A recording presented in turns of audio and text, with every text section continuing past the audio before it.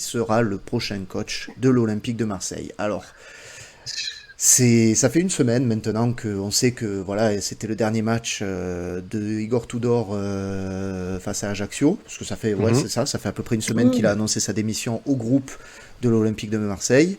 Maintenant, ben, où on en est du prochain coach? Il a fallu sûrement attendre que les différents championnats se terminent, arrivent à leur terme. Mais on a quelques noms qui reviennent avec insistance. On a pas mal de noms. On a beaucoup de rumeurs qui tournent autour de l'Olympique de Marseille. La première, vous allez la voir tout de suite à l'écran. On va rentrer tout de suite dans le vif du sujet. C'est Marcelo Gallardo. La piste peut-être numéro un de l'Olympique de Marseille. Alors tout de suite, on en avait un petit peu évoqué le profil, mais peut-être plus en détail. Qu'est-ce que vous en pensez de Marcelo Gallardo? Est-ce que pour vous ça serait un bon profil? Est-ce que vous confirmez cette piste numéro un, quoi, si c'est bien la numéro un, Axel? Je sais pas si c'est la numéro un. Bon, on sait que Pablo prend son temps, voilà, il étudie les possibilités. Moi, ce qui est sûr, c'est que Gallardo veut entraîner en Europe. Voilà, il veut découvrir l'Europe en tant qu'entraîneur. Il n'a pas de club en ce moment, donc il est disponible, ce qui pourrait faciliter les choses. Il pourrait y avoir quand même un peu de concurrence. J'ai vu passer l'info, Monaco serait dessus. C'est Gallardo a quand même joué à Monaco, donc voilà, ça pourrait un peu compliquer le dossier. Mais bon, voilà, il veut découvrir l'Europe. Voilà, il a un CV séduisant, même s'il est quand même un peu incomplet. Mais ouais, moi je pense que c'est vraiment une piste à prendre au sérieux et que Longoria, vraiment, c'est dans sa short list. Je vais en parler un peu après, mais voilà, c'est une piste très chaude, je pense. Très chaude. Donc Ouais. toi, Thomas, tu confirmes que... Enfin, tu confirmes. T'as pas forcément d'infos sur le sujet, mais après, est-ce que... J'ai une petite Ah, info comme ah, ça. ah, ah, bon, alors, je te Non, laisse. alors déjà, oui, effectivement, Gallardo, c'est une piste, clairement. Bon, de toute façon, là, RMC, par exemple, sort l'info comme quoi il y a déjà eu des rencontres entre l'OM, son représentant.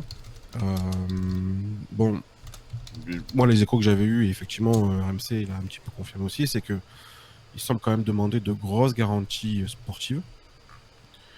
Ça, je pense que ça peut un peu bloquer éventuellement Ouais. sa venue par rapport à Longoria, parce que on sait que par exemple, Longoria n'avait pas aimé les demandes de Sampaoli, Mhm. qui étaient un peu irréalistes. Ah oui. Gallardo, je pense pas qu'on soit à ce niveau-là, mais disons que Longoria, il aime bien mener sa barque au niveau du mercato, ça on le sait. C'est pour ça d'ailleurs qu'il avait pris tout d'or. Donc à voir, ça c'est déjà un premier élément. Ensuite, moi j'ai quand même l'impression, alors là c'est pas une info, c'est plus un feeling par rapport à ça.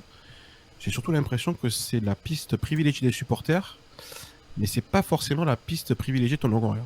D'accord. Je pense que ça fait partie il fait partie des candidats potentiels, Ouais. mais comme on avait dit l'émission précédente, le fait qu'il ait jamais entraîné en Europe, ça reste quand même un vrai souci par rapport, je pense, au step qu'on doit passer, nous, dans notre projet. Tu m'aurais dit Gallardo arrive il y a 2 ans, lorsque c'est Sampaoli qui arrivait. Mhm. Là, je t'aurais dit oui, Ouais. sans problème. Et je pense que Longoria l'aurait pris sans aucun souci. Mais bon, il n'était pas disponible, etc. Maintenant, tu as fait Sampaoli, là, tu as fait Tudor. Est-ce que le step supérieur, c'est vraiment de prendre Gallardo? Et ouais. Voilà, Eh, je sais c'est pas. Et c'est la question que je et me je posais la pense, dernière et fois. je pense qu'il vise, en priorité, je pense qu'il vise un coach qui peut vraiment lui faire passer une étape supérieure. Donc ça, après, on verra. Est-ce que dans les noms qui sont sortis, est-ce qu'il y a un des coachs là qui peut nous faire passer cette étape-là? On verra. Mais en tout cas, voilà. Par contre, on m'a confirmé qu'effectivement, il est dans le haut de la liste, quoi. Voilà. D'accord. Clairement, il est dans le haut de la liste et qu'il y a de très bonnes chances quand même qu'il soit notre prochain entraîneur. D'accord. Ah, carrément. Donc, bah, moi, c'est vrai, hein, c'est ce que j'avais souligné aussi lors de la dernière fois que l'on avait parlé. Au vu du profil dessiné par Longoria, ça peut matcher, hein, ça peut matcher, Ah Gallardo. oui. Par contre, voilà, c'est ce que j'avais dit, je le répète, je suis pas spécialement emballé par Gallardo, je préférerais un entraîneur avec une expérience européenne.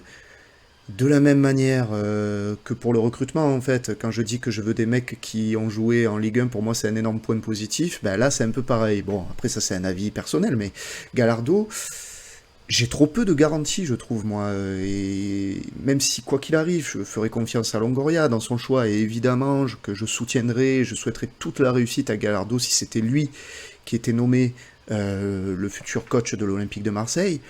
Mais voilà, comme tu dis Thomas, moi j'ai peur que ça soit pas un entraîneur qui nous apporte la marche au-dessus.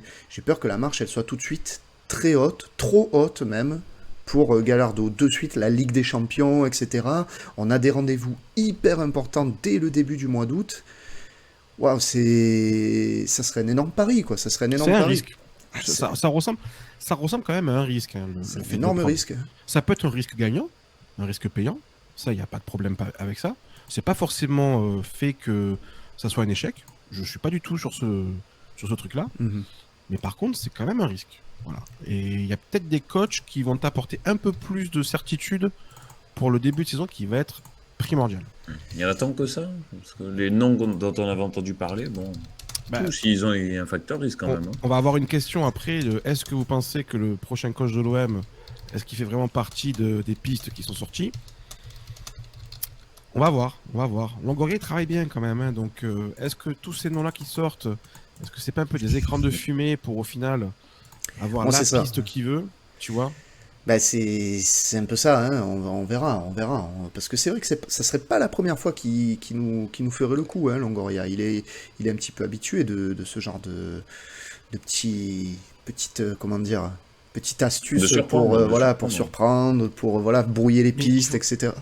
il faut Donc, pas penser que Gallardo, c'est fait. Il faut pas mettre la charrue non, dans les bœufs. Ah Hein. non, non, il a sûr. placé déjà Trop facile, Yacine. Trop l'expression de facile. Yacine. Ouais, c'est vrai que celle-là, elle était Ah, facile, elle était trop Yacine. facile. Voilà. Mais bon, c'est pas grave, tu peux lâcher ton like, comme tout le monde, allez-y, Voilà. allez-y, les amis. Il y a une autre piste qui est bouillante, à moins que vous vouliez un petit peu continuer sur Gallardo, mais on avait déjà évoqué son profil. Vous aviez dit tout ce que vous voulez dire sur Gallardo, Axel? Non, mais oui, vas-y, Axel. Ouais. Moi, je voulais juste quand même parler un minimum de sa carrière en Argentine. Je trouve Ouais, quand même, ouais, bien sûr. 6 ans à River Plate, 11 titres, c'est pas rien. Il a quand même une belle cote, il a fait de belles choses. On dit que le championnat sud-américain, c'est faible. Je serais d'accord si on recrutait un joueur, mais bon, là, c'est un coach. Il y a quand même c'est quand même un championnat difficile. Hein. River Plate sont loin d'être en capacité de gagner tous les ans le championnat. Il a réussi. Voilà, il a 2 Coupes Libertadores. Et j'ai vu que les coachs qui se sont succédés avant lui à River Plate, il y avait 2 noms qui m'ont un peu frappé. C'est Diego Simeone et Manuel Pellegrini. Ouais. Voilà, je pense que ça pose un peu, voilà. Je dis pas qu'il aura leur carrière, mais voilà, c'est pas parce que tu viens de River que c'est foutu d'avance. Il est resté combien de temps à River exactement? Je me rappelle plus. 2014. Il est arrivé Ouais, en donc 2014, il y a eu 5 un ans. petit trou. il faut 6 quand même, ans. Hein. il faut quand même se dire Voilà. que rester 6 ans dans un club dans le football d'aujourd'hui, C'est c'est quand même énorme. un bel exploit. Ouais, c'est Que énorme. ce soit en Europe, en Amérique du Sud, n'importe où. Hein. C'est quand même un bel exploit. Donc c'est un mec quand même qui a construit quelque chose. Il a sorti des joueurs. Hein. En fait, je pense qu'il y a ça qui plaît beaucoup dans son profil, c'est que c'est un gars qui a fait confiance aux jeunes et qui a sorti des vrais bons joueurs. Par exemple, on peut citer l'Argentin qui est parti à Chelsea là, pour 120 millions, Enzo Fernandez. Enzo Fernandez. Voilà, lui, c'est lui qui l'a fait découvrir. Bon, d'ailleurs, il le faisait jouer dans un poste un peu plus offensif. J'ai beaucoup regardé, notamment, alors je me suis un peu renseigné depuis quelques jours là, pour voir un peu les schémas tactiques un petit peu de Gallardo. C'est bien parce qu'il s'adapte en fait. Hein. J'ai l'impression quand même Ouais. qu'il s'adapte. Il n'est Ouais. pas bloqué sur un schéma. Ça, c'est bien. Tout à fait. Il peut faire du 4-4-2, il peut faire une défense à 3, il peut faire un 4-3-3 aussi. Donc il est capable un petit peu de s'adapter. Je pense aussi avec les joueurs qu'il a. Mais par exemple, alors, j'ai regardé la dernière saison qu'il a faite avec River. Il était quand même beaucoup sur du 4-4-2 en fait, et surtout c'est un 4-4-2 en fait avec un milieu en losange, tu sais, Mhm. avec un vrai numéro 10, des milieux récupérateurs et un vrai milieu défensif, peut-être un peu plus organisateur, tu vois. Donc Ouais. si on peut transposer un peu avec l'effectif qu'on a actuellement, ça peut correspondre, hein, parce qu'on n'a pas forcément d'ailier, nous, aujourd'hui. Donc déjà, on Non. n'aurait pas forcément cette problématique-là. Une attaque à 2 avec, on peut imaginer Alexis avec Vitinha, ou Milik. ou avec un autre, style Milik, si jamais Milik revient. Mhm. Voilà, des milieux qui travaillent, des Rongier, des Guendouzi, des Veretout, un Payet en numéro 10. Tu vois, enfin, on peut imaginer des choses comme ça. Ça peut coller déjà avec l'effectif actuel. Alors, Ouais. évidemment que l'effectif va bouger, à peu près à 40%, je pense, ça va bouger. Mais on peut se dire que, par exemple, si on prend l'effectif d'aujourd'hui, est-ce qu'il aurait fait mieux ou pas que Tudor? On peut se poser la question, par exemple. Non, mais c'est vrai, c'est vrai. Après, voilà, on verra. Moi, je comprends hein, ce que tu dis aussi, Axel, quand tu dis que voilà, tu compares avec les anciens entraîneurs de River, justement, qui Ouais. ont performé en Ah, et ça Europe monte. et très bien performé. Après, voilà. Je reste un peu persuadé que ça reste un gros pari. Je vous mets le palmarès en tant qu'entraîneur hein, de Marcelo Gallardo à l'écran. Donc c'est vrai que oui, c'est carrément bien fourni. Hein. En Amérique du Sud, il n'y a aucun problème. Hein. Euh, bon, on verra bien, on verra bien. Le deuxième nom qui revenait après Ah, Marcelo Gallardo, attention. il va faire plaisir à beaucoup de monde, Ah puisque là, vous allez le voir tout de suite. C'est Il Christophe est, qu'il Galtier. est beau. ah, putain. Et il y a eu J'ai bien choisi L'aigle. la photo. Hein. aujourd'hui, ça a encore Un enchaîné aigle. hein, dans les médias toute la journée. Ça a Ah oui. enchaîné avec Christophe Galtier. Il y a eu pas mal de passages dans les émissions et tout pour dire que voilà, c'était un candidat crédible. C'est sorti par La Provence, hein, cette information au départ. Je vais vous la mettre à Ouais. l'écran. Le tweet, il est ici. Christophe Galtier ferait partie de la shortlist de Longoria pour remplacer Tudor. Cependant, aucun contact à ce jour entre l'OM et Galtier. La Provence confirme aussi les contacts entre Andoni Iraola et l'OM, même si cette piste a peu de chances d'aboutir. Bon, nous on va se concentrer sur Galtier. Est-ce que c'est crédible pour vous cette piste, Axel?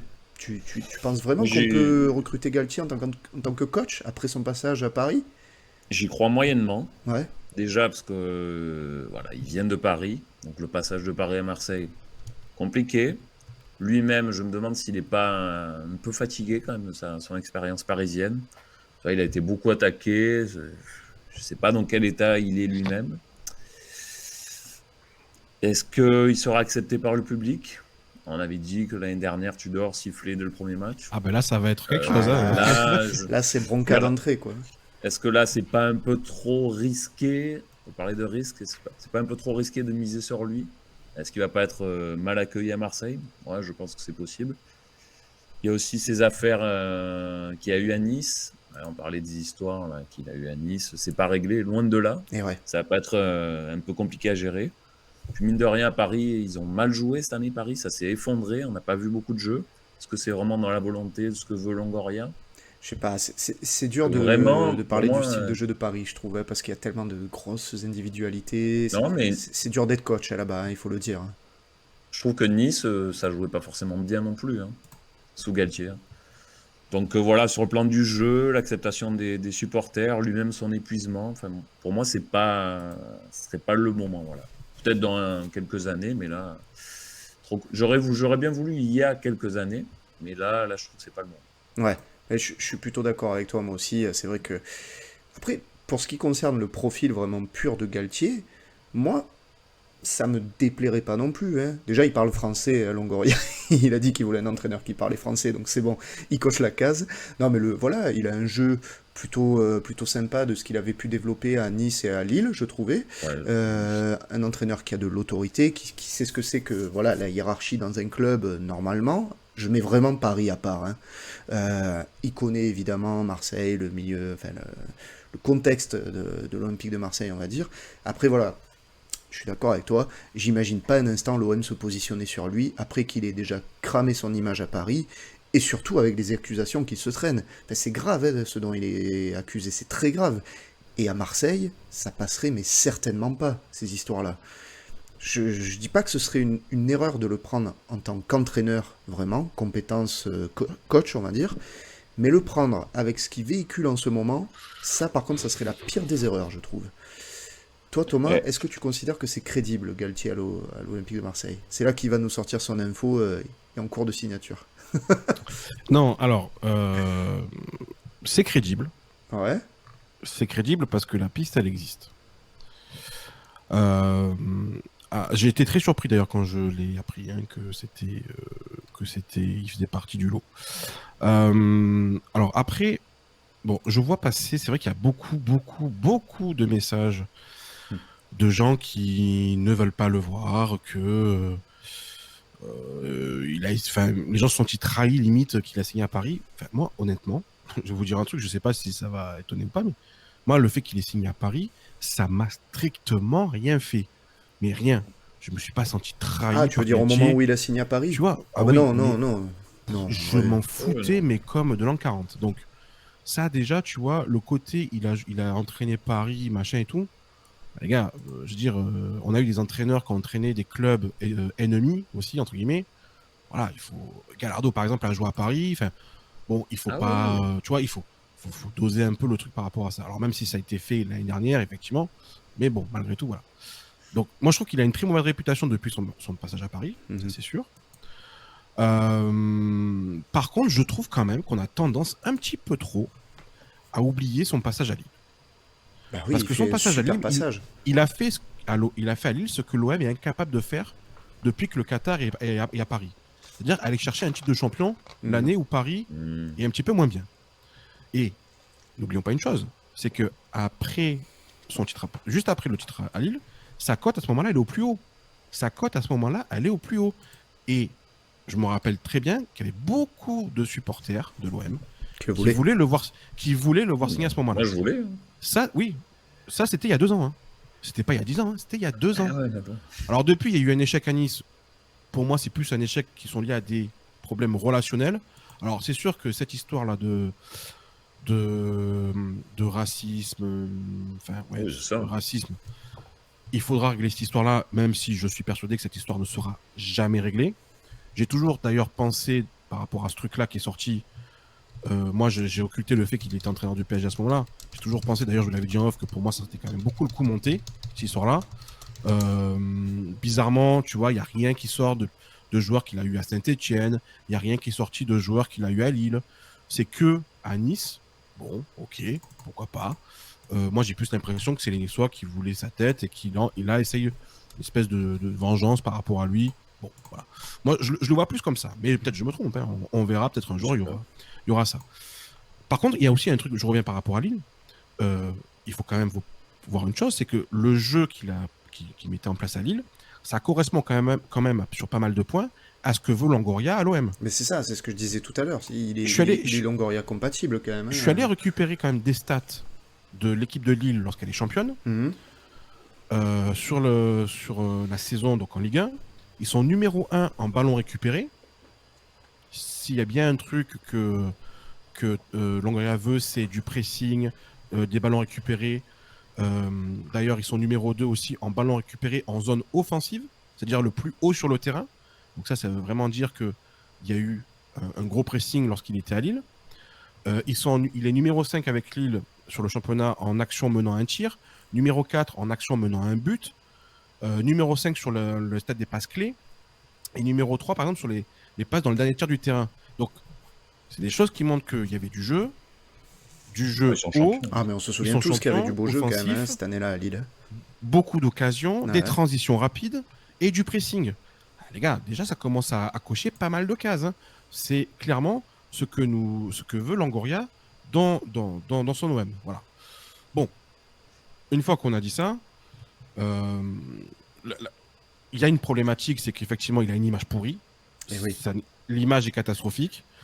Ouais. Longoria, je pense quand même apprécie Galtier. Voilà. Il apprécie. D'ailleurs, RMC aussi l'a dit aujourd'hui qu'il a du respect par rapport à ce qu'il a pu faire. Donc voilà. Mais par contre, c'est pas forcément trop. J'ai vu passer beaucoup ça aussi. Que la Provence, Dimeco, ils font une espèce d'un peu de lobbying, Ah bah, complètement. de mettre ça sur la table. Moi, on m'a confirmé que cette piste, elle est réelle. Voilà, c'est pas juste une invention de journaliste. Voilà. Donc maintenant, une fois qu'on a dit ça, je pense qu'il est dans le lot. Il n'est pas, par contre, dans les favoris, clairement. Voilà. Après, Et on étudie son profil, on étudie son évidemment. profil et Mais c'est normal, après, attends, c'est quand même, ça reste un des top entraîneurs français, il est disponible. Enfin, t'es quand même obligé à un moment d'étudier ce genre de profil. Après, tu pèses le pour et le contre, tu vois si évidemment ça peut coller, si ces affaires qu'on a citées, ça peut être vraiment préjudiciable. Tu vois un peu tout ça, évidemment, mais tu peux pas ne pas avoir un petit œil attentif à son profil. C'est pas possible. C'est ça. Après, je vois beaucoup, ça revient quand même beaucoup dans les commentaires, le fait qu'il soit allé jouer, enfin, entraîner Paris, c'est la trahison, etc., etc. Franchement, les mecs, moi, moi, Ouais, il a entraîné Saint-Etienne, Nice aussi. Hein. tu vois, avant, il avait entraîné Saint-Etienne, il était dans le staff de Lyon. Oui, Bon, tout enfin, fait. voilà. Bon, rappelons que c'est un joueur qui a joué à l'OM, dans des années d'ailleurs où c'était pas le plus simple dans, Ah dans, ouais, dans le il nous a club. bien aidé. Voilà, on peut pas remettre en cause son amour pour l'Olympique de Marseille, je pense pas. Après, le mec a l'opportunité de signer à Paris. Oui, il a signé à Paris, voilà. Bon, mais enfin, encore une fois, moi, je suis pas là dans le truc de me dire putain, c'est un traître, etc. Je m'en fous un peu. C'est pas, par contre, je dis clairement les choses, c'est pas mon candidat favori. Hein. Ouais. Je milite pas pour sa venue, Ah. mais il faut doser un peu, quoi. Voilà, je pense qu'il Mais faut un peu doser la haine qu'il y a par rapport à lui. tu me fais une très bonne transition parce que du coup, je voulais vous demander ensuite, parmi les entraîneurs qu'on a cités, bon, il y a eux deux, il y en a d'autres, puisqu'il y a par exemple Vincenzo Italiano, Mhm. il y a aussi, comment il s'appelle, il y a Raffaele Palladino, l'entraîneur de Monza. Mhm. On a parlé aussi de Iraola au Rayo Vallecano, Il y a Marcelino, Marcelinho. voilà, Marcelino. Juric, l'entraîneur du Torino. Est-ce que il y en a un qui vous tente vraiment plus que d'autres? Est-ce qu'il y en a, vous avez un favori, Thomas?